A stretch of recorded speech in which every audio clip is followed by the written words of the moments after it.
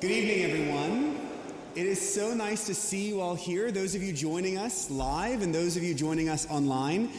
We are very proud to really kick off our 75th anniversary year with a panel sponsored by the Women of St. Michael celebrating women in ministry, in particular, women who have served here or are serving here at St. Michael. It is a privilege to be able to celebrate women in ministry and our 75th anniversary as we dream and plan for a bright future together. My name is Chris Garada, and I want to welcome you all to St. Michael tonight, and we're really in for a wonderful panel. I'd like to open us in prayer as we get rolling. The Lord be with you. Let us pray. Gracious God, we give you thanks for the beauty of this night, for friendships that surround us on every side, and for those who inspire us to follow after you. May tonight's panel be part of that inspiration, that each one of us be filled with our own draw for discipleship, that we can be your hands and feet in the world you love. Be with all those tonight who cannot be with us in person, those we hold in the quiet of our hearts, and especially those here and around the world who need your presence most and who need your healing touch. All of this and all of our many blessings we offer up in Jesus' name. Amen. And now it's a pleasure to welcome the president of the Women of St. Michael, Betsy Hudnall.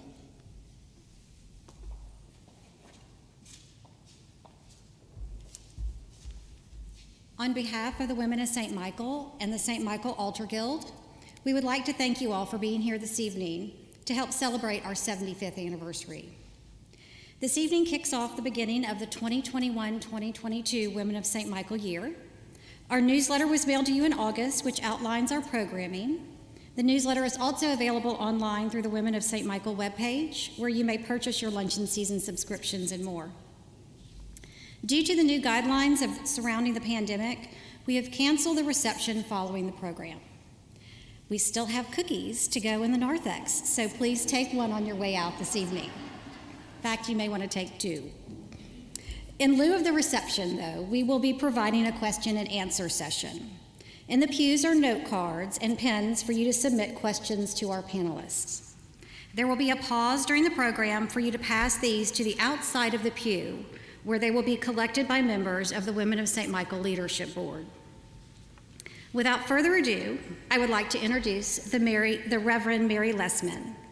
Mary serves as Associate for Spiritual Growth at St. Michael's, and she also serves as our chaplain for the Women of St. Michael. We appreciate her guidance, are thrilled to have her serve as a panelist and our moderator for this evening. Thank you, Mary.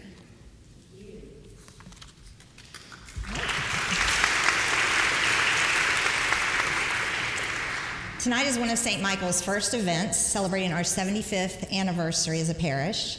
And as we celebrate this milestone, we're reflecting on those moments in our history that have brought us into this place. In 1976, the Episcopal Church approved the ordination of women to the priesthood. And in the 45 years since, we've got to see the evolution of women in ministry in the church. And before we start, I think it's important to note that when we talk about women's ministry, we're referencing not only ordained ministry, but lay ministry. While ordination to the priesthood was a major milestone for women, women have been faithfully serving the church since its beginning. Mary Magdalene, Mary and Martha, Lydia, Junia the Apostle, the women who financed Jesus' ministry. We have a rich biblical history of the ministry of women in the church. And women's ministry in the church has been its backbone and anchor lo these many centuries and millennia. And in fact, our sponsors for this evening, the Women of St. Michael and the Altar Guild, are prime examples of these vibrant and vital women's ministries. But tonight, we're specifically looking at the ministry of female priests. And so we welcome these ladies who, in their time at St. Michael, helped us become the congregation that we are today. I want to start by introducing the Reverend Tamara Newell. Tamara felt a call to holy orders in her early 30s at a time when women priests were only just being considered. Tamara was a member of Christ Church Episcopal in Mexico City, and the congregation and her bishop, the Right Reverend Jose Guadalupe Saucedo, supported the ordination of women to the priesthood and encouraged her to pursue her call. Tamara was ordained in 1984, and in 1987, she joined the clergy of St. Michael as our first female priest, serving as associate for formation. Tamara's now retired, and she and her husband, Roberto, split their time between Austin and Mexico. Welcome, Tamara.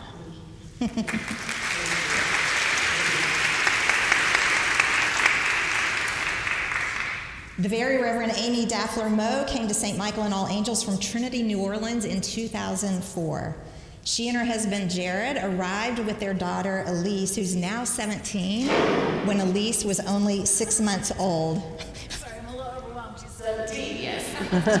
I did say that, right? No, you did, yeah. Okay. Amy left St. Michael's in 2011 to accept a call as the first female rector of Trinity Church in Danville, Kentucky, where she served for almost a decade. She and her family, which also includes her sons, Jacob, 14, and Woodrow, 9, moved to Little Rock, Arkansas in 2020, where Amy is the first female dean and rector of Trinity Cathedral. Welcome, Amy. Thank you.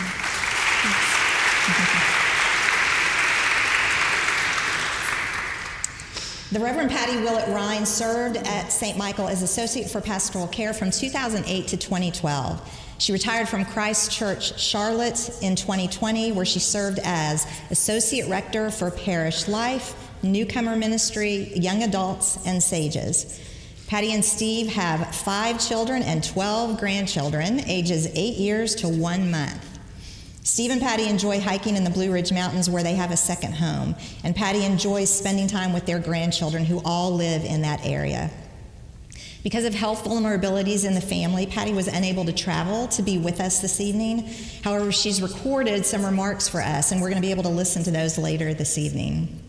As a poor substitute for Patty, I'll be joining our panelists in addressing some of our questions for tonight. So the first question I'm going to start us off with, and Tamara, given that you're our first female priest on staff, you get to go out of the gate. Tell us about your call into ordained ministry. I have to say that I was very well churched. My father took me to church every Sunday of my life that I can remember, and I always loved the pageantry of the Episcopal Church and continue to go.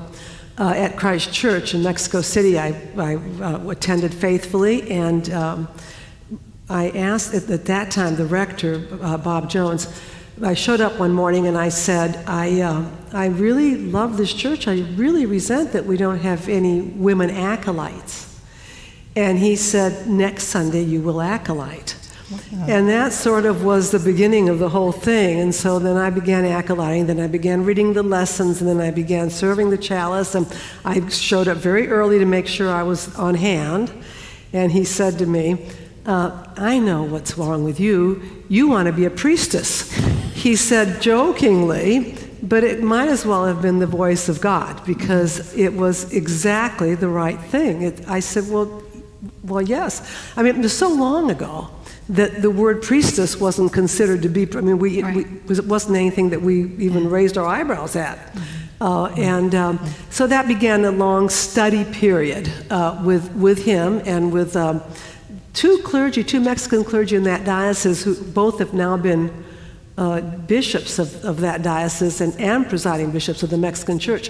So I did something which was called reading for holy orders, which you did when seminaries were not available. And then it came time to be ordained, and it's lovely to hear you mention the bishop's name, Jose Guadalupe, and he said, okay, well, so now we'll ordain you, and all of his clergy said, well, if you ordain a woman, we'll have to leave the church. We're not going to put up with that. So he called the bishop in the Rio Grande and says, would you ordain this woman, because I can't do it. So he said, sure, I will. So I was telling earlier when we spoke that I've always been embarrassed a little bit by having walked in the back door, but in that time, everything you did was through the back door. There wasn't any walking in through the front door. So that's what happened. When I later found myself here in Dallas, I did attend seminary. I thought, I need to know more. So I went to seminary and graduated from seminary, and now I'm retired and still feel that I need to know more. So it all worked out. The human condition. Yeah. We need to know more. Yeah. That's how that happened. Thank you. Amy? So I felt a call to ordained ministry when I was 8, young and wise. I went to a Lutheran ordination, and this young man was the center of attention, and he was dressed in these really nice clothes, and the music was beautiful, and I'm an only child, and I thought, I don't know what he's got, but I want it. And I think that was the voice of God getting an 8-year-old to start to think about what it might mean to invite people to come close to the holy. And then my Grandpa Joe, I spent my summers with them, and he was a very faithful churchman, and we went every Sunday to church. He was the treasurer of his church, and this is back in the day when you could bring the checks home, and count it, and then take it on Monday to the bank, and then he'd go to bring the deposit slip to Pastor Lyerly, and then they would talk about theology, and I sat in the room and listened.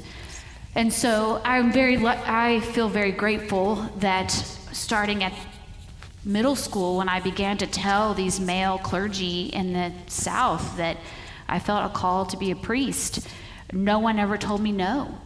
And I came out of the Diocese of Louisiana, which is very Catholic, and had every reason for people to tell me no. And no one ever did. I suppose they thought, well, good luck. And so the next thing I knew, I was sitting in front of Bishop James Brown, who I had known since I was in high school, and he said, well, it's about time. And then that was the call. I think what solidified it for me, and which connects to my time here at St. Michael, is I had the opportunity to be a lower school chaplain at St. Martin's Episcopal School in Metairie, and I spent a year doing that, working with preschoolers through 5th grade, and I could do everything except preside at the table and invite the children to come close in that way. And that was the moment where I knew the priesthood was the full vocation. Well, my experience is I grew up Roman Catholic, so of course there's no example of women in most ministries, particularly the priesthood, right? But Russ and I found the Episcopal Church as young adults and started attending. And my situation was very unexpected. As several of you have already heard this story, but it's what we call at our house the Chuck E. Cheese experience. And so that's where I was at Chuck E. Cheese with my sons, and letting them play. And I was reading a book in the booth and waiting for them to run out of their tokens. And as I was reading, I got to that point where I kept reading the same paragraph over and over, and it wouldn't sink in. You know how you do that sometimes? You're like, I don't even know what I just read. And that had happened a couple times, and for some reason I knew I was just to be still for a moment. So I just turned over my book and closed my eyes, and God spoke to me. And I always tell people, Chuck E. Cheese, you have the chick doing the pizza order over the intercom, and you have the fake Chucky doing an Elvis song over here, and then you have the ding, ding, ding of the kids on the toys doing all this stuff, right? So all of that faded, and God spoke, and he said, you have to stop dismissing this out of hand. You have to pursue this. And that's all he said, and then the sound just all came back in. And I kind of looked around to make sure, see if anybody else might have heard it, and it didn't look like anybody did. And I tell people it manifested physically, like in a increased heart rate and clamminess, like I felt it, right? And I had never considered ordained ministry at all. My kids were young, I was a CPA, I was in a totally different kind of lane. But in the moment that I got the message, I knew what he was referring to. It was just one of those weird things. And so I went home and false started on telling my husband about this experience several times, and finally got the courage to bring it up to him. And he just said, I'm not surprised. I think you have the gifts and graces for it. I think you need to go in and talk to Chuck on Monday and see what he says about what you need to do next. So that kind of started a very long journey, but it hit me out of left field, And I kind of like to tell people, looking back, I do feel like God was giving me nudges along the way, and there were lots of things going on that helped prepare me for the call. But I always, I jokingly say, if you don't listen to God's subtle messages, he'll hit you over the head with a bat. So I feel like I was hit over the head with a bat, and it's all been wonderful. So. All right, now I would like to ask you what your fondest memory is of your time serving here at St. Michael. And let's reverse now. We'll let Amy go first. It's such a hard question, in part because my 3 children pretty much have all of my brain, and remembering things is hard, but also because, I'm sitting here and I'm looking at your faces and I'm flooded with all kinds of memories. So I'll pick on Michelle because she loves attention. I'll never forget being at Michelle and Stuart's cabin for we had girls there, we were doing something, I don't remember what we were doing, and Michelle was picking up all the water bottles, and she was drinking she was drinking them, and I thought, I said, what are you doing? She said, well, you never leave water left, now you do because of COVID, but, and I do that now. I learned that from Michelle. So there's so many fond memories. And some of them are for your kids. And then I get to see your kids grow up and have their kids, and it's phenomenal. So I feel like St. Michael gave me, if I had to talk about my fondest memories, which I do, gave me people. And I guess I feel like you can never have too many people, because that will lead you to some deeper knowledge of who God is here, right now.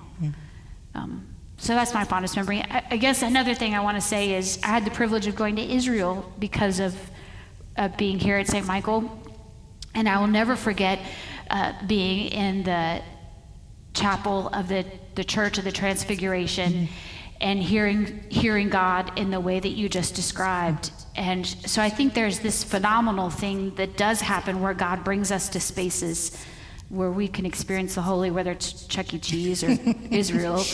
And this is also one of those I think spaces. that tells you something about Amy and something about me, the venues that God chose. I don't know. God shows up with us everywhere, right? And so that's my memory, is that God shows up here all the time. Well, I want to add a story about a booming voice out of heaven, as long as we're giving different. Please. I had the unfortunate situation that my husband's not a religious person, and actually, my father was quite a religious man, but when I told him, when I went to him and said, Daddy, I owe this to you. You brought me up in the church. You made me be there every Sunday. You have just been such an example for me. And he said, well, I didn't mean that. Don't blame that on me. But he learned to live with it quite nicely. He actually stopped going to church, says, now you go to church, I'll stay home. I was going to a market, what would be the equivalent of a farmer's market in Mexico, a market on wheels it's called, and I was complaining to God, why would you call me to ministry and put me in a household with a man who doesn't believe in God? That makes absolutely zero sense to me. And I heard God say, I know exactly what your circumstances are. And it was such a peaceful thing to hear. That I went with it for the following 35 years. So it was but that was not the question. The question was other. What was it? What are your fondest memories from being here at St. Michael? You know, it absolutely everything. It's impossible to point anything out. I mean, from the physical surroundings of the place to the people who have populated it, to the people who have served it. I can't even. It would be hard if you came up and said it was the worst thing. I wouldn't be able to come up with anything. It was absolutely a wonderful time. I made 3 of my very closest friends ever. In the Christian education department that I love to this day. The clergy that I served with were every one of them respected in my life, people that I respect who taught me different things at different times, gentle and caring people. I just can't. The Altar Guild was amazing. Yeah, they still are. Rob Leacock and I trade lots of stories about. Now I've forgotten her name. Effie Effie McCullough? Was it Effie McCullough? Yeah. Who wore the heels until she was Effie, yeah. There's a lot of life skills training when you're working as a priest with her in the altar guild. Yeah, That's so great. Just a beautiful. Elsie, yes, there you go. Yeah, It was lovely. Everything was perfect in every way. So I'm still here, so I don't know if I get to tell you my fondest memory, but I will tell you what I love about being at St. Michael, and it is the people. And when you start off, I don't know if you got the same advice, but when you start off in this, you get a lot of unsolicited advice from clergy. And one of the things was, you have to be careful having relationships with parishioners. Like, you've got to have a distance there. You need to have that boundary of priest and lady, la la la.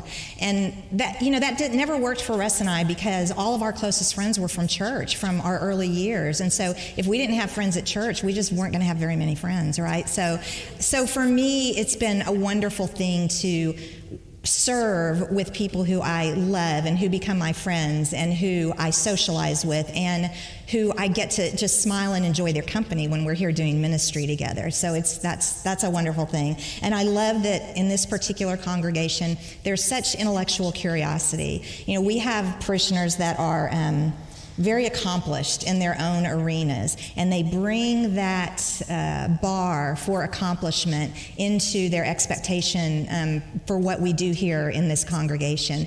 And they don't just bring an expectation, they bring their gifts to that. And so it does raise the bar in terms of the level of ministry we offer here, and that's an exciting thing to be a part of.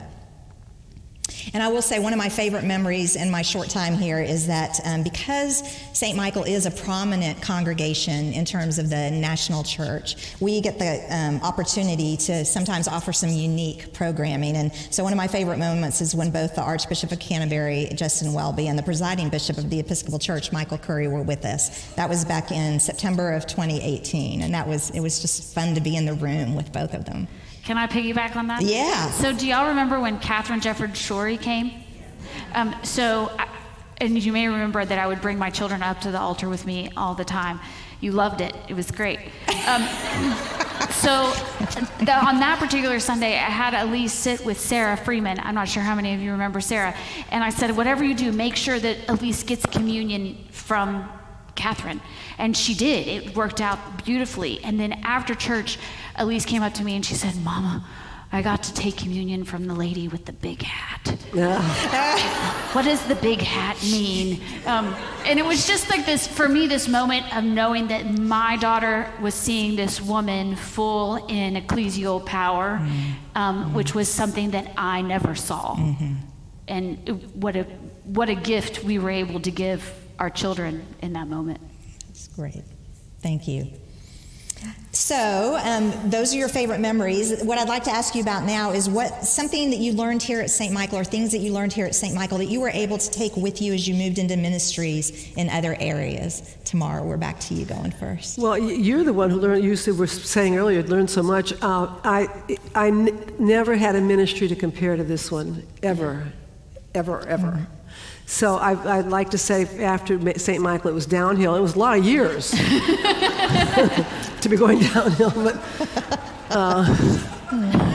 I never had, and I loved all the congregations that I served, and I served some, but I never served a congregation like this. First of all, I never served a congregation in the Bible Belt. So knowing people who were so Christ-centered, I don't know how many of you come from elsewhere, but it's unusual. It's unusual for an Episcopal church to be so Christian. That's such a great line.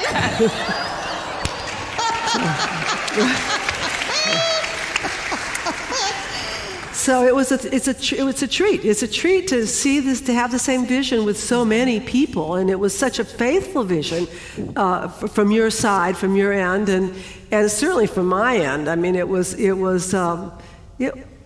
was wonderful. And in all the other churches, and they've all been wonderful, they had very different personalities and very different characters, and they were not as focused as you were, and that created other things that I didn't learn here to take to them because I hadn't had that experience. Honestly, the experience I had here was without a glitch. I mean, Ann, if you can think of one, remind me, but I just can't remember one. I can't remember a glitch. It just was absolutely perfect for those years, and that wasn't always the case in other congregations were more difficult, took a little bit more managing, and yeah. You know, I've talked in the past with other people that there are kind of Camelot moments in right, life, and there's definitely right. Camelot moments in our ministry. And so maybe the fact that you had a Camelot moment in ministry at St. Michael was something you took with you, correct? I mean, it's something that keeps us knowing that that's possible, that that's a way we can be church family together, we can be community together. So. Yeah, and I think it's something to keep in mind too, that it's important to have the objective clear. And I think that the objective of worshiping Christ was, and I'm sure it continues to be, very clear. Mm-hmm. And so that was a treat. That was a treat. Amy, what are your thoughts? Well, I was a baby priest when I came here. I'd only been ordained 2 years. I had a baby, and then I had another baby. I think I learned everything here. Hill Riddle had given me a nice foundation in Trinity New Orleans, but then he left. He retired. And so I think it was a huge risk. Chip took a huge risk when he hired me. And Mark, you know, the big sign, you know, welcoming me here and giving, you know, I was just hired as an associate. I had no title, I had no job description. It was like, good luck. I come from New Orleans, where you would have a meeting, and then a year later you'd have the exact same meeting. And everybody would leave with the same job assignments. It was great. And I came to Dallas, and we had a meeting like on a Thursday, and I came to church on Sunday, and everybody came up to me and said, all right, so we've done all of our things. Have you done your thing yet? And I thought, well, I have a year. What are you talking about? So I learned so much about how to live into that big intensity that is this community in love. You have a dream, let's see if we can make that happen. We know we can make it happen. What's it going to look like?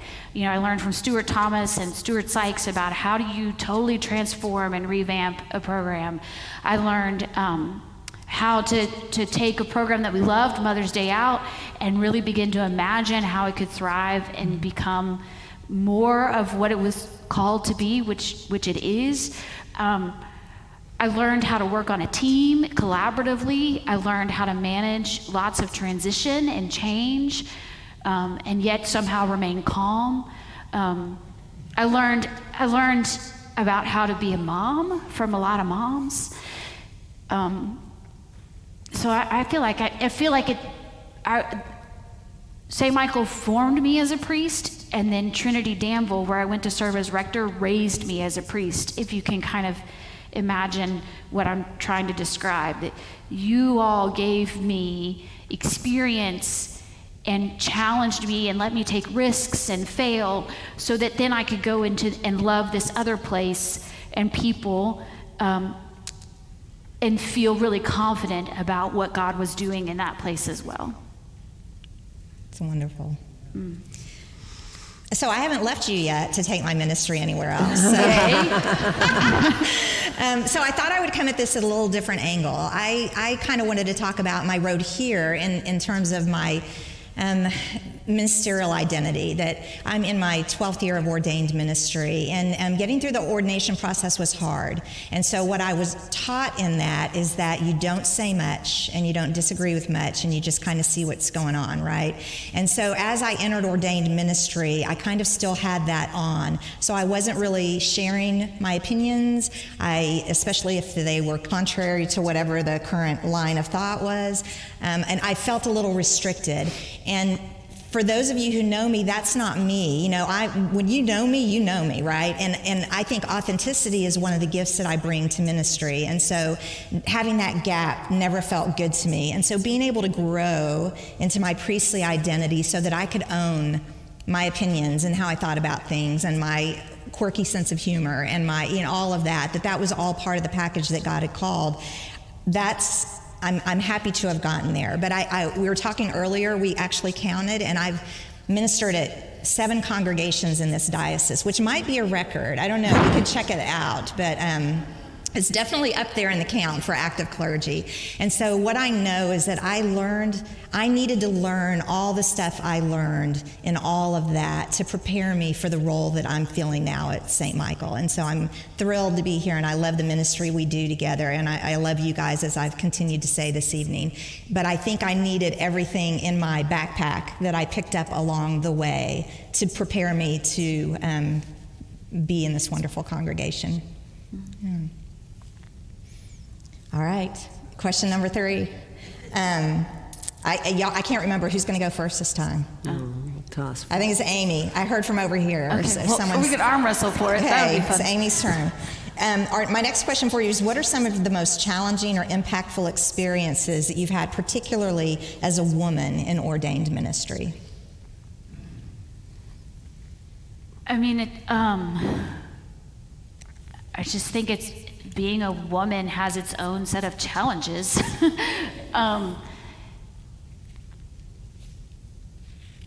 You know, coming from the Catholic New Orleans, being pregnant. So I'll tell this story I told earlier at lunch. So when I was at Trinity New Orleans, I had the opportunity to go as a guest speaker to a world religions class for an adult evening class at Loyola. And I would always invite those students to come to Trinity in New Orleans. And so they would come, and hopefully I was celebrating, or maybe I was preaching. They were mostly all Catholic, and most of them had never seen a woman in any ecclesial position ever, right?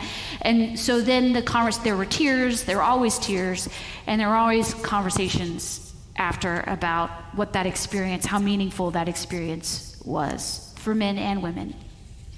And I think that for me sums up the challenge. No, I don't know a single person who says, I'd like change. Change feels good. Let's change things. No one ever says that. And yet sometimes we have to experience dramatic change to recognize where we're being called. And I think that is the challenge of women in ordained ministry. There was no one who had done what I was doing before. I had no one I could pick up the phone and say, so you've raised 3 kids while being ordained. Tell me give me your 5 top tips. There was no one.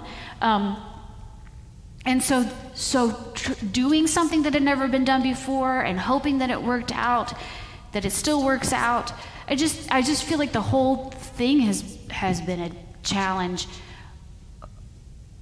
And I think sometimes I avoid challenge because I don't like scary. But I would not have avoided this challenge for anything, because it's given me this closeness to the one who made me, and this closeness to you all, and I would never want to lose that. So there's lots of funny stories, like the time that I went into the coffee shop and had my collar on, and I ordered my drink, and the person behind the counter just looked at me. And so then, so I ordered my drink again, and they're still just looking at me. And finally, he went like this. And I was like, spider. I was like, what is going on? And so I realized I had my collar on. I said, oh, I'm a priest. But you're a woman. And I was like, you are right. Now, can I please have a latte? So it's all wrapped up in funniness, but I think that reflects the impact of that dramatic of a change, and what it challenges, and the ways that it challenges us. Can I say one more thing? I've been talking a lot. No, absolutely. The other thing I'll say is that social science, the data is in social science, that having women as leaders changes communities. It just does something innate within the community. It makes them more creative. And I don't mean to pick on my brothers, because I think my brothers are very creative, but having women in leadership and in power opens us up in a way that having men in power doesn't. And it's just so important that we help our children be able to encounter those challenges so that our culture can continue to be more creative and grow closer to who God is making us to be, I think. But I have data that backs me up. Thank you. And personal experience. Right, exactly. Yes, thank you. Yeah. Well, there was for me a lot of pain at the very beginning because it was so difficult to get it all done. I wept a lot. I cried a lot. Church services make me cry anyway, but I went to a lot of church services where I couldn't understand why I had such a strong call to the ordained ministry and couldn't get there. I just thought that was kind of a cruel trick. Mm-hmm. I didn't. I say that Bishop Salcedo called Bishop Trelease and said, ordain her, and he said yes, but it wasn't that way. I mean, it took a long time. He first had to call me into his office and say, there were three of us together, two men and myself, who had prepared for ministry through reading, and the other two men were ordained. And he called me in his office, Bishop Salcedo called me in and said, you understand I can't ordain you. You could not take the churches that are here.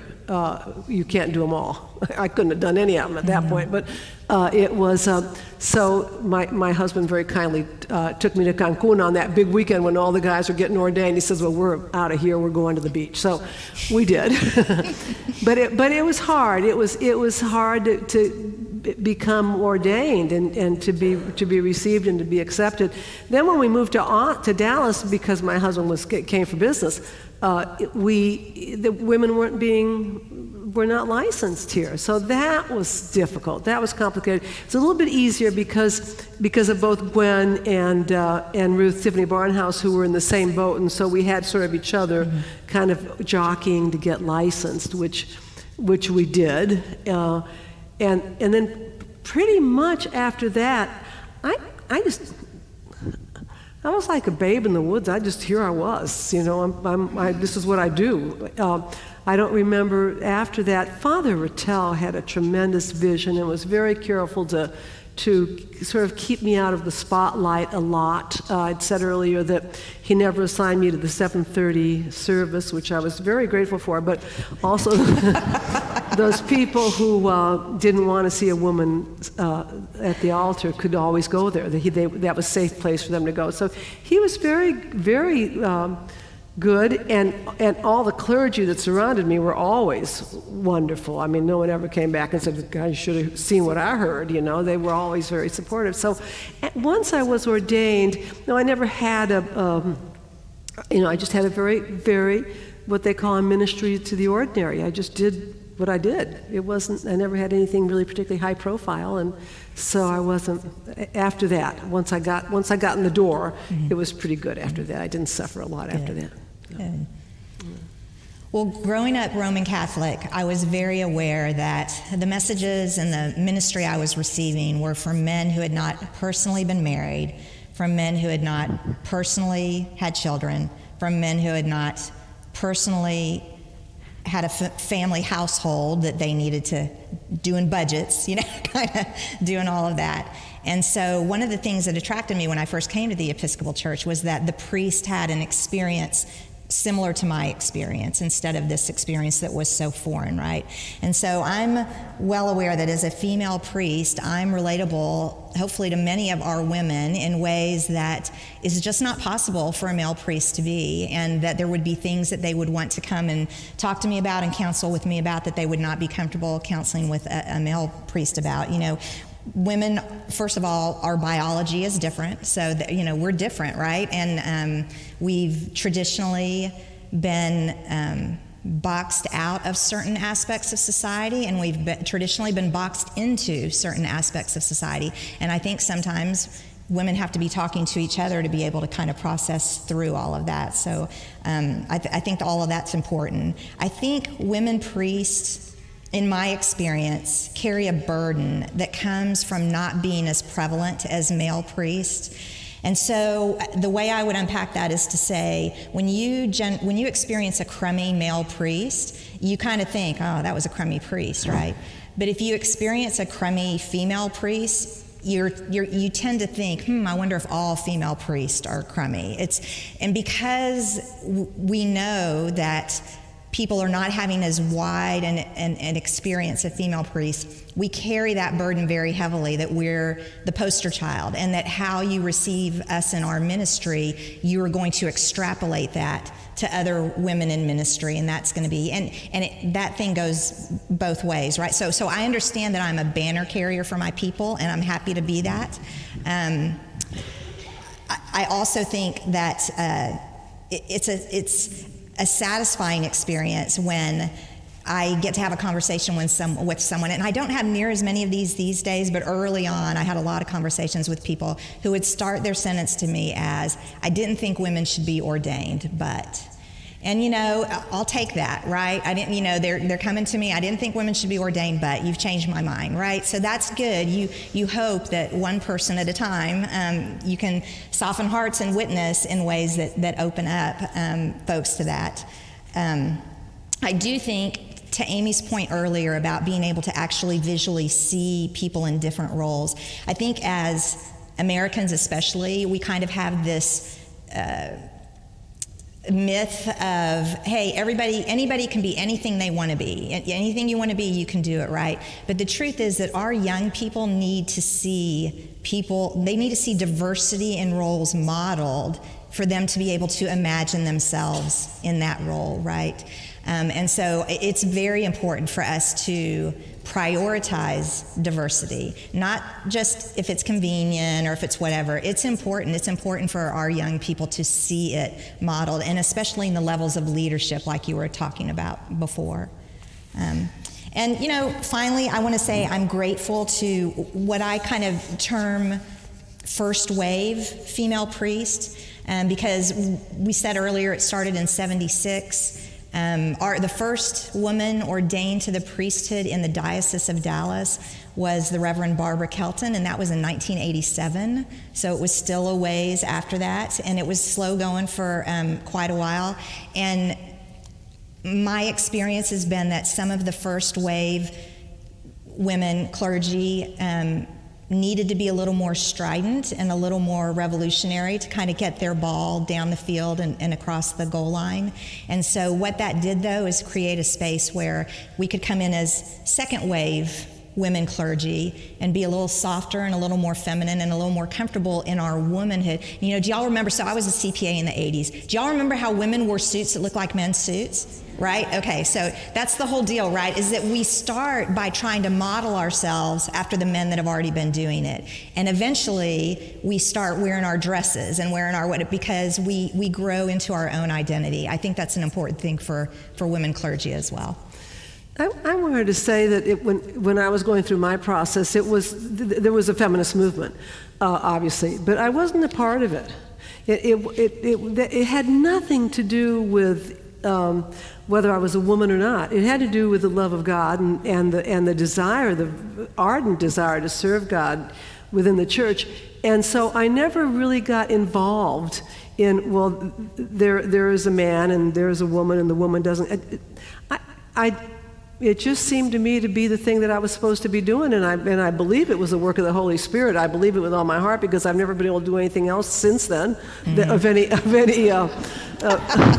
importance. But it had very little to do. And in fact, when I was at Perkins studying, I took a feminist theology course, and it kind of it irritated me a little bit. And in fact, one of my papers was corrected because I was speaking, as you do in academic papers, in the third person. And she wrote back and she says, well, you're not speaking in the first person, and this is a feminist thing. I thought, oh, I guess that pertains to me too. I guess I'm in that category. I had never thought about that. So I wasn't angry. Yeah. I was grateful. I was so grateful. Yeah. And the process wasn't easy. I know a lot of people who get through the process beat up. Exactly. And I think I was beat up, but I think that I was just, it happened.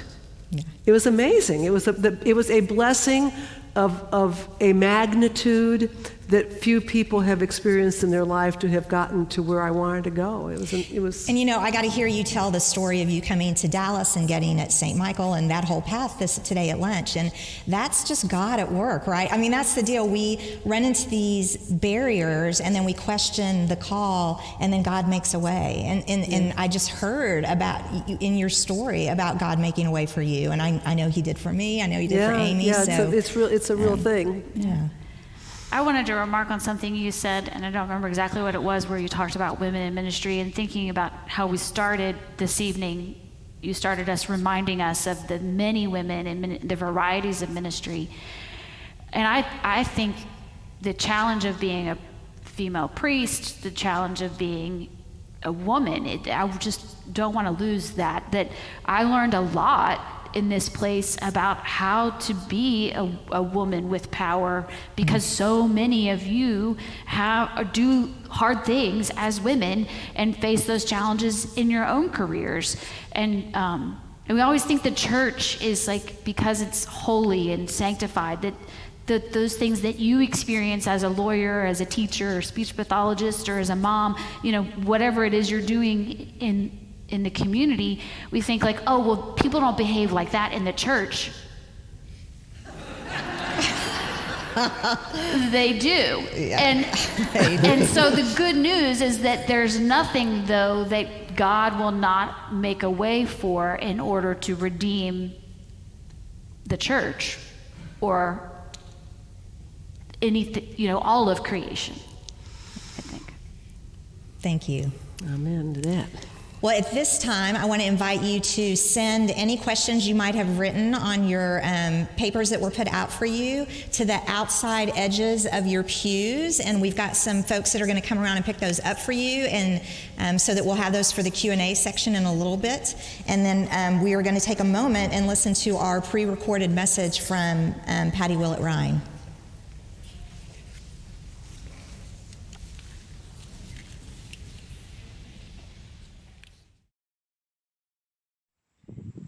Hello, St. Michael's. It's Patty Rhyne, and I'm here up in the mountains of North Carolina, and I wish you could see the view that I have this morning.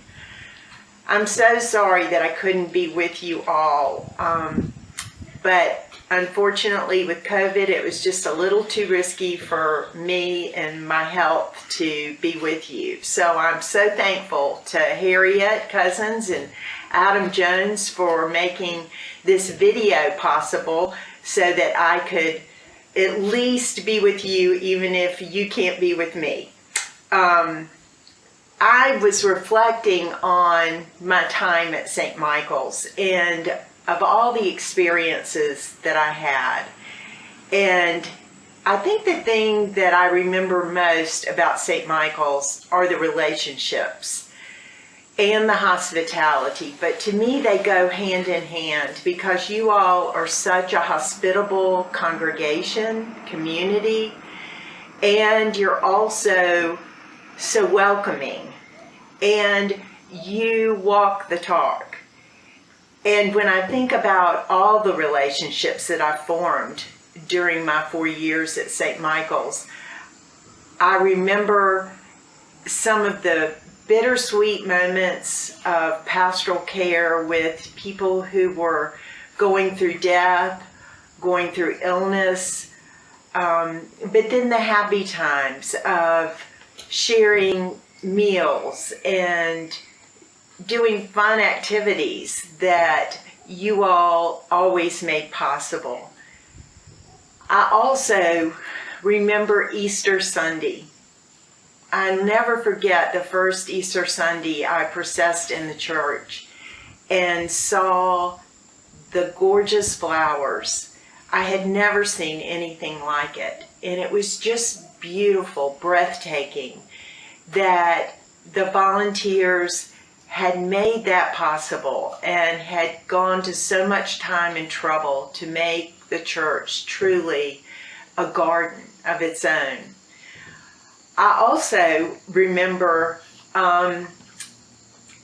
that there was one particular relationship that I still treasure, And it was with a 4-year-old little boy, Michael Malone, who was going through brain cancer.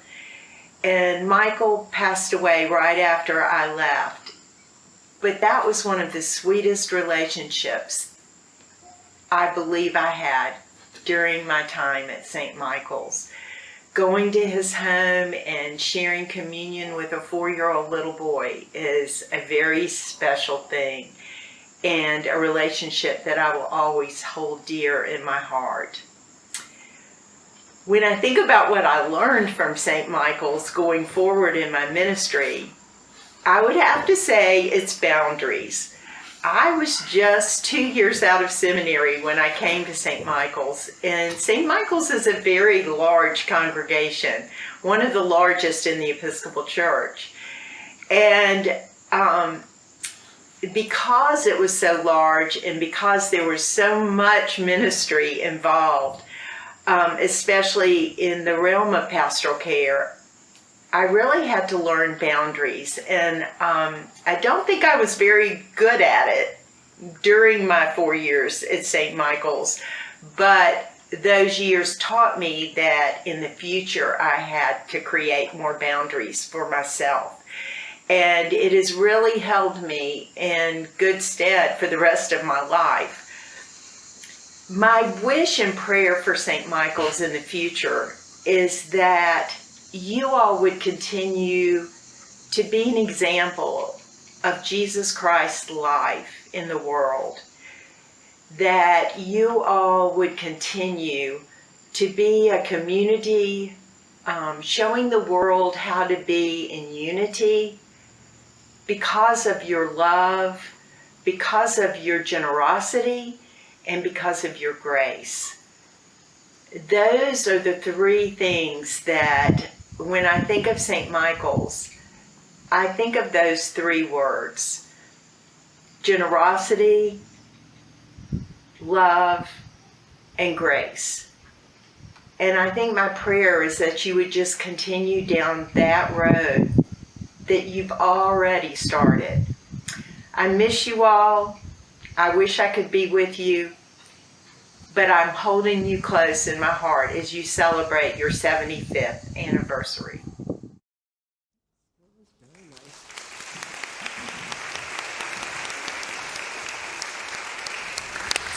All right, ladies, our last question before we open it up to the questions from the audience is, what wish do you have for St. Michael in its next 75 years? And Tamara, we'll go with you first. Well, it's hard for me to say because I've been away from St. Michael for so long, and I've been away from this atmosphere that St. Michael, that I find is uniquely St. Michael's, or perhaps the South.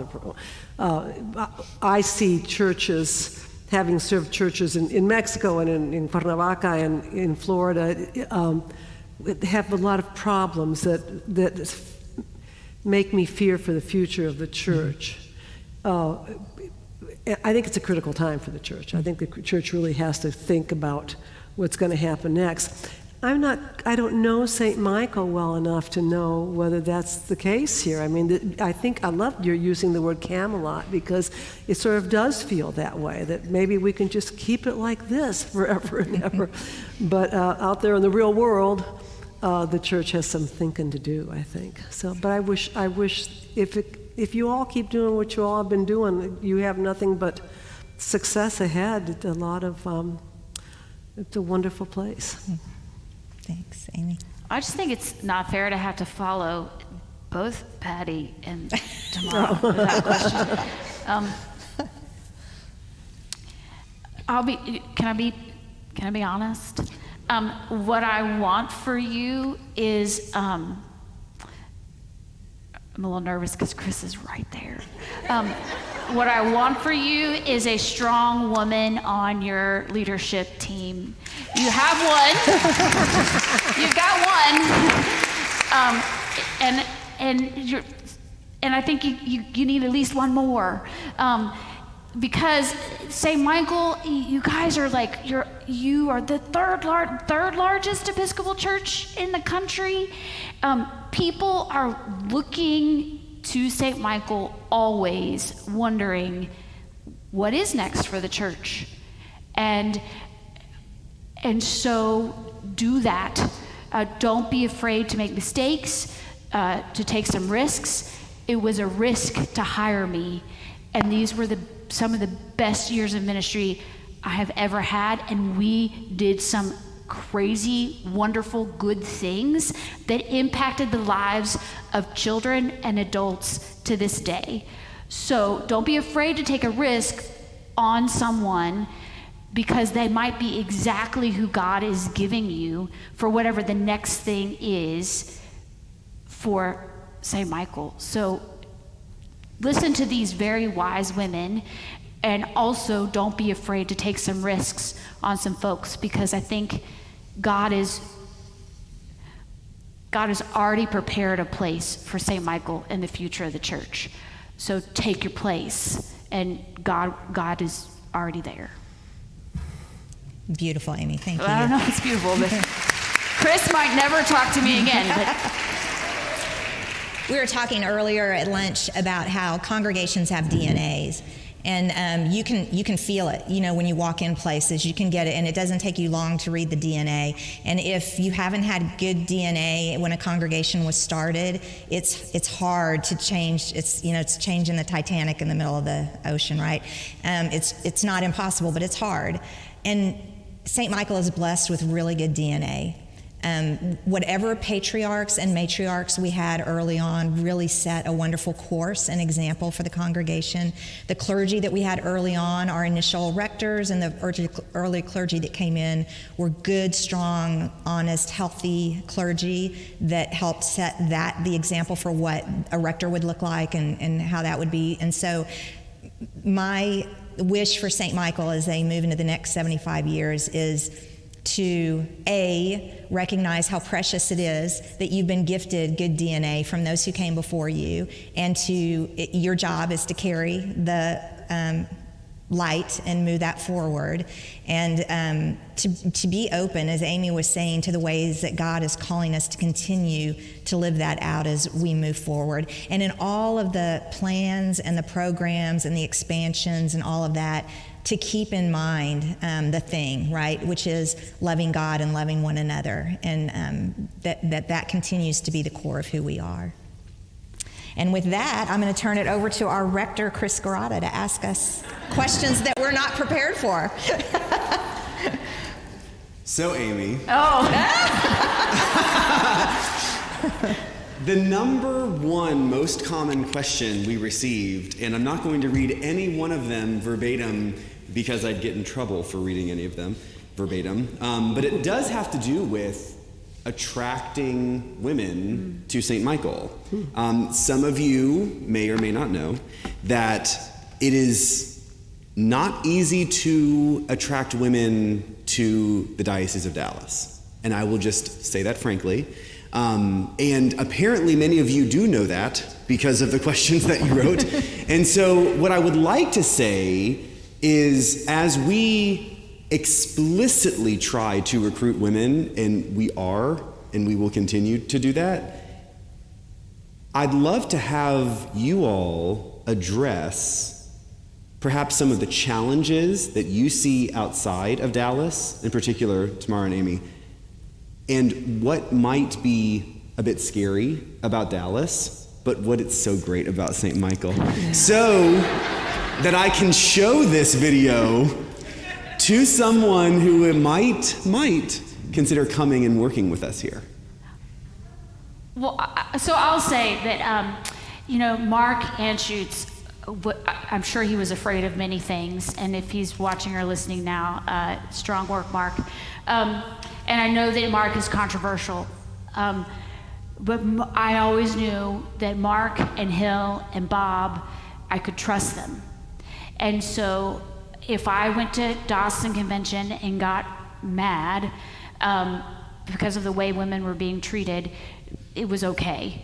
And so I think that the rector of St. Michael has to be explicit about welcoming all kinds of people here, not just on the staff, but I know how welcoming you and hospitable you all are.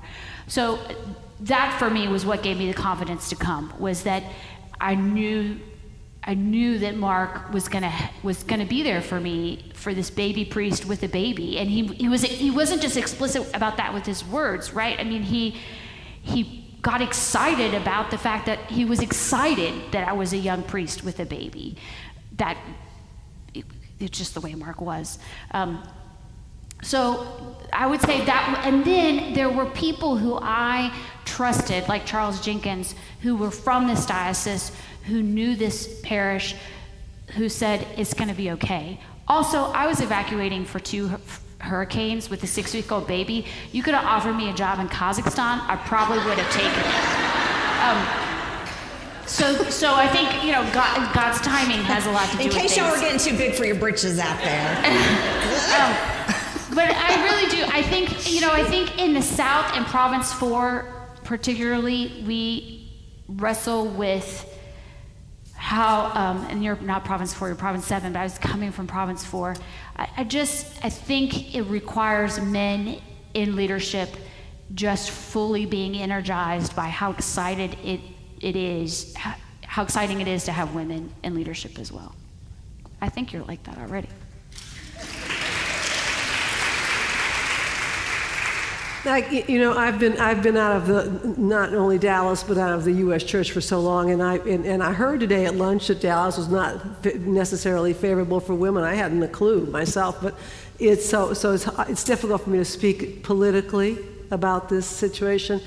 I'd like to come at it from a different angle, though, which is this: the very last church that I served, that I retired from, was a very, very small church, tiny little church. If we had 40 people or 45 people on a Sunday, we were very grateful. And that ministry was so touching and so personal and so loving. And as I've watched Sweet Mary go through this 75th anniversary thing, trying to get us together, I've thought, I had an insight about St. Michael, which was, now that's a corporate church. When you've got to sit around and write articles for the book, for the magazine, and you've got to send 1,001 emails to these women who aren't answering back, and you have to, that's not doing the ministry a lot of people were ordained to do. So it has to be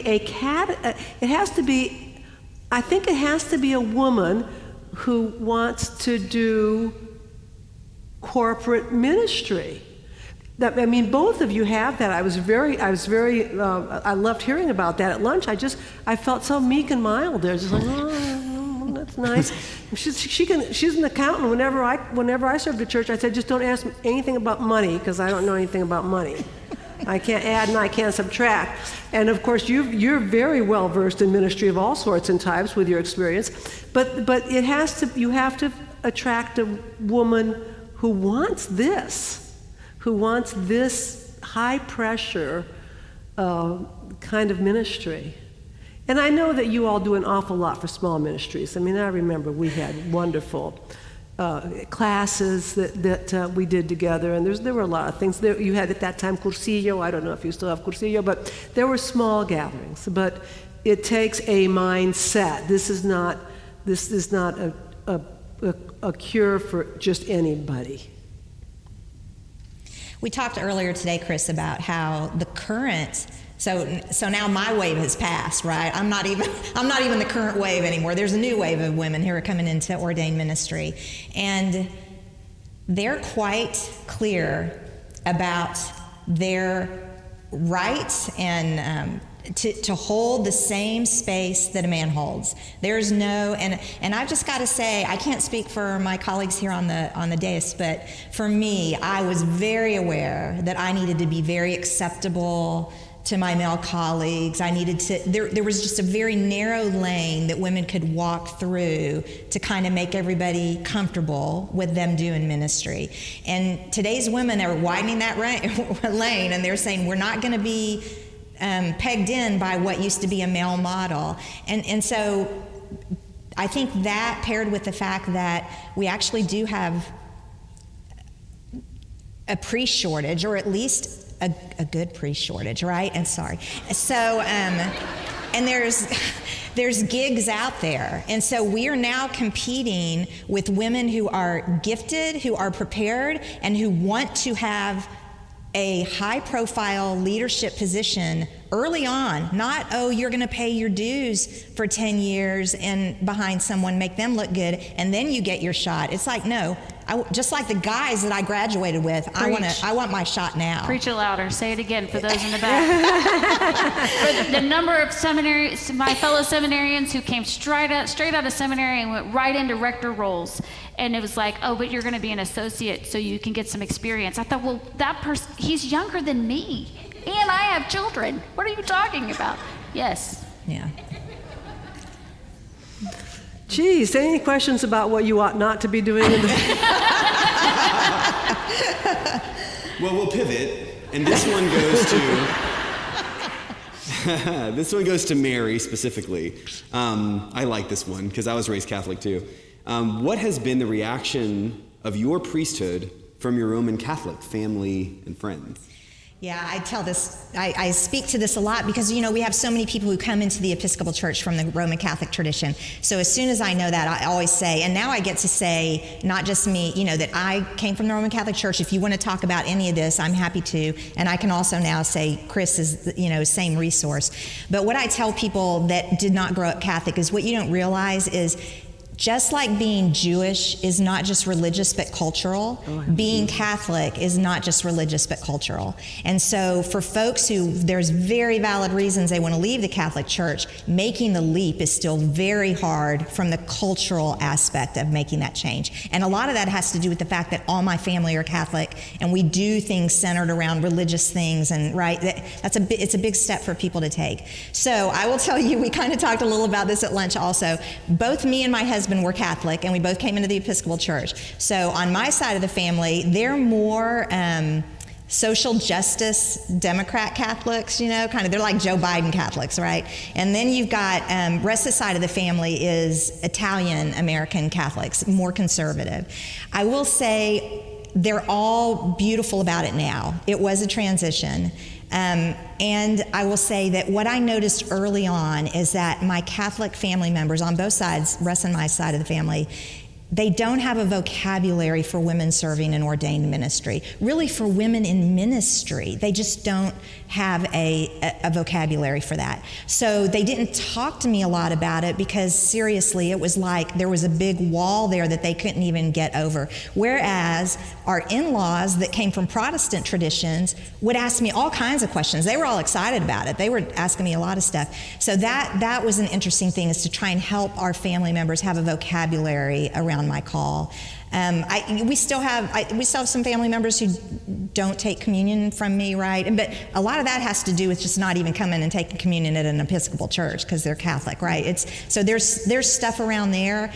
I just think what's been so great about the fact that we have an electronic presence here, a virtual presence now, is that my family members have gotten to experience my ministry kind of in 3 dimensions. Instead of just kind of hearsay, oh, we hear she's pretty good, like they get to actually watch, and I might get a text from one saying, I really enjoyed your sermon on Sunday, you really made me think about this or whatever. So I think, as in all things, when you get to see someone live into an identity, and you're like, oh, okay, now I get it, right? It's like so many things that we thought were unacceptable or wrong before they were in our family or people that we knew, right? And then our boundaries come down and we see each other as people, and we're able to start affirming the gifts in one another. And so I'm very grateful for both my and Russ's family for the journey they've taken towards affirming my ministry. Thank you. All right, so next question is, have you ever wanted to quit? And what made you want to quit, and why did you stay? Wow. So Rob Leacock and I used to talk about being garbage men. That was the job we should have taken. Because, they get to ride on the back, they used to, they don't do it anymore, but they used to ride on the back and, the fresh wind in your hair. And what does a garbage man worry about? Probably not, the things that we worry about. So that, or a librarian. I've often wondered about being a librarian. Except librarians have to deal with a lot more things than just books. I'm in it for the books. I think I never quit because you said it better earlier, I just could never do anything else. I thought about it a lot. Why? Because it's hard, and I don't like scary things, and you can only sustain doing hard things for so long. So it's probably a good time to take a vacation when you reach that point. But I wouldn't want to do anything else. I have quit. I've taken time off between cures, and it's been always because of human pain. I'm deeply empathetic. I'm almost perversely empathetic, and it's and as I don't have to say, parishes suffer a lot of human pain, and it's been hard.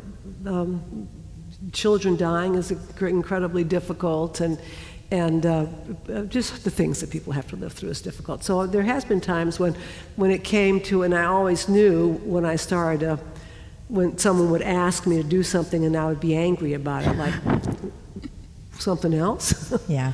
And so I was lucky because one thing or another I would give myself some rest for a year or two. I was very lucky in that regard. I couldn't stay away from it, and then sadly I retired and have missed it terribly because it's a wonderful work to do. But yeah, I have wanted to quit, and I have quit, and it's always been around human pain.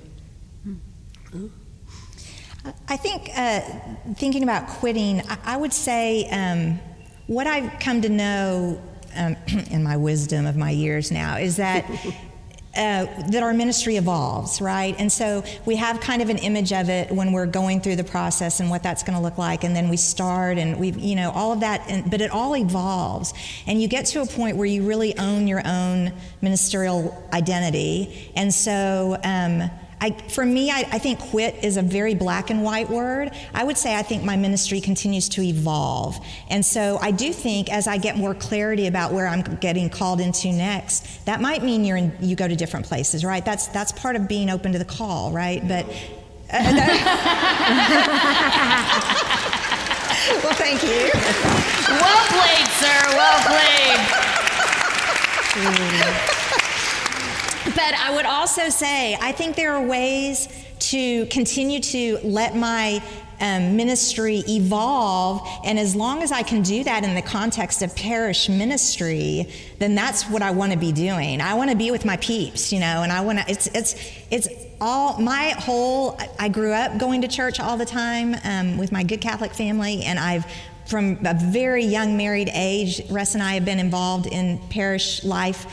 It's who I am and what I know, and my friends are all in the church, and it's the people I want to be on. And especially as the cray-cray gets worse out there, like I need to have my peeps in church that we all look at each other and say, okay, we're sane, right? Like we're safe here, right? So I think it's a matter of allowing your ministry to evolve, and if there's a way for the parish to continue to honor that, right? Then there's no quitting. No.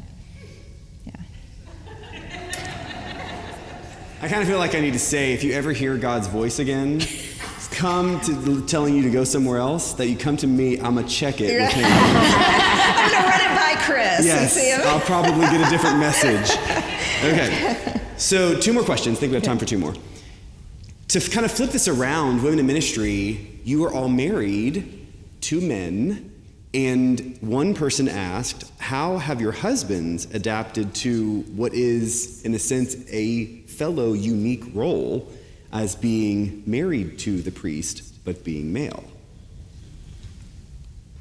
Well, my husband's been superb, really, when you think that he doesn't much believe in God. He's done a really good job, I have to say. He calls himself a Tamara Palian, so that when I'm serving at a church, he shows up. But he doesn't. And actually, right now, interestingly enough, that little church I just left has incredibly enough, has a endowment fund and nobody to run it. And so I said, you'll probably have to take over this endowment fund. And he's done a nice job of it. I mean, he knows that sort of thing. But he's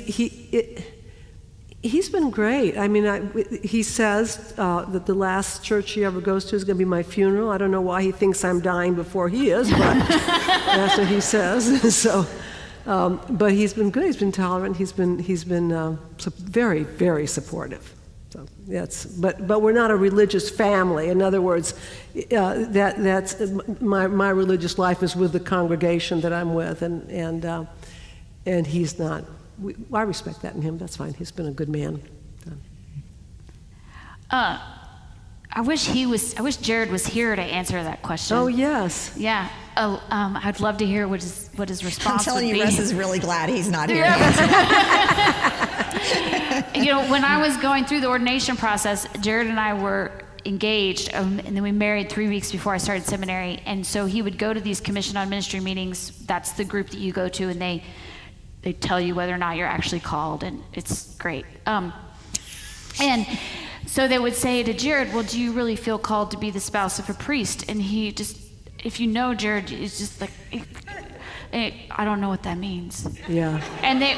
So they would kind of look at him and they'd say, well, no one ever asked her if she feels called to be married to a software developer. I feel like that's a pretty special calling. And so I don't really think he's adapted at all or changed. He's just Jared, and he's married to me.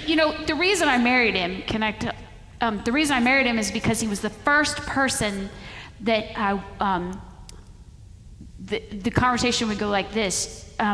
So you'd be standing at a bar or school or in class, and a young man would come up to you and I think you're pretty cute. What are you going to be when you grow up? And I'd say, I'm going to be a priest. And they would be like, oh, great.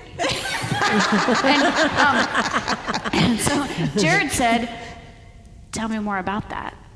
And so I think that's what you're describing, too, about your spouse. And I would assume that would be true of all of our spouses, that they lean in to who we are rather than away from or to escape who we are.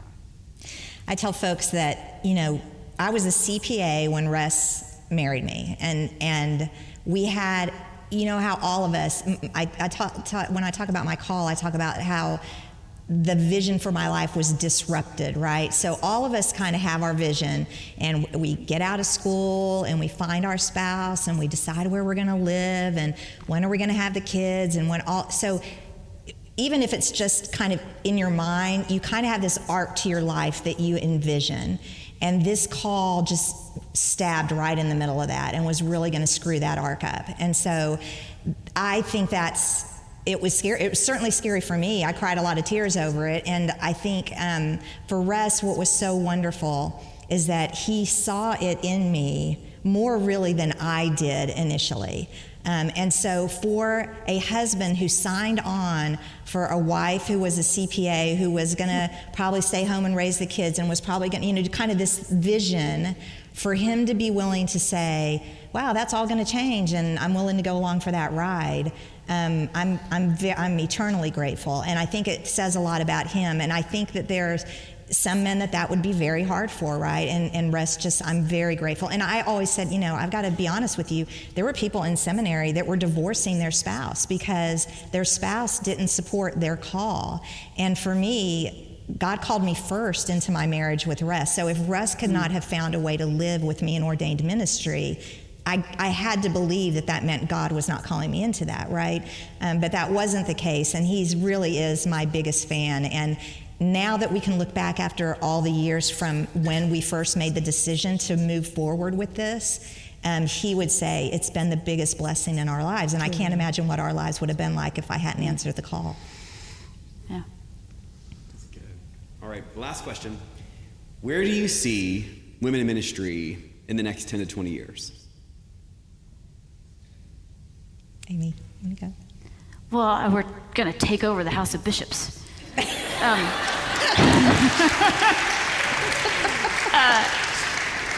We're going to discuss whether we're going to let men get ordained or not. Yeah, we are.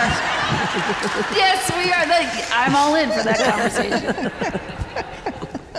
I think we're seeing the rise of women in those elections, and in other positions that have never been occupied by women before, deans of cathedrals, canons on diocesan staffs. I mean, no offense, Chris, but I'm really excited about the installation of the first female rector of St. Michael and All Angels that'll happen in about 30 years once you get all that done. So, I dream big. It really shouldn't be so difficult. I mean, it seems so obvious. The first time I was ordained, before I ever saw a woman priest, the first woman priest I ever saw serve was at Transfiguration. It was Gwen Buren's, and I was thinking, how am I going to see this? How will I react to this? And when she started to come down the aisle, I thought, well, this is the most obvious thing I've ever seen. I mean, talk about anticlimactic. It's clear that this is how it's supposed to be. Yeah. I think women will continue to grow, and I mean, always the thing is to keep the balance. But I think that women will continue to grow in this ministry, and assuming we still have a church to come to. That's right. Yeah. I think we're hopefully moving towards parity, and I think when we do start seeing parity, we will all be enriched because of that. I think when we spread that around equally, and really not even just women, but people of color, just for there to be more diversity among all clergy, I think is going to be a gift for all of us, even though it's different and that might feel scary at first. But I do think the bigger issue is just the church, not from who are we ordaining and letting in so much as just where people are in terms of having a faith life, believing in God, being people who are engaging their faith each week, each day, of their lives. I think, so I don't know what the church is going to look like, but I'm not scared about that because I just know it's all in God's hands. And I know that there have been times in history where there had to be cleansing and hard times, and things get lean for a while before we have a rejuvenation and a rebirth. Oh my gosh, resurrection. And so I think that's a normal part of our Christian walk, and so that does not scare me. The fact that things might not be the same as they were does not scare me, because I know it's all in God's hand, and in the end, God wins. So, what did Sister Ginsburg say? When there are 9, that's when there's enough female justices on the Supreme Court. That's a good line to end on. Thank you.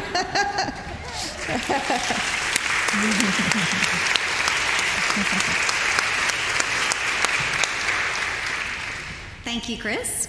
And thank you, Mary, Amy, Tamara, and Patty, for sharing your stories, your experiences, and your vision with us this evening. We are grateful to each of you for your guidance and your years of service to all of us at St. Michael. As a token of appreciation, and on behalf of the Women of St. Michael and the St. Michael Altar Guild, we present to each of you a St. Michael silk scarf wrapped by the Women of St. Michael at the St. Michael Women's Exchange. Thank you so much. That's a good visual of the perfection that I encountered. Thank you again for being our panel this evening, and I will turn it over to Mary. Thank you so much for being with us tonight. Good night and God bless. Thank you. And pick up your little cookies on the way out. It's great to see you.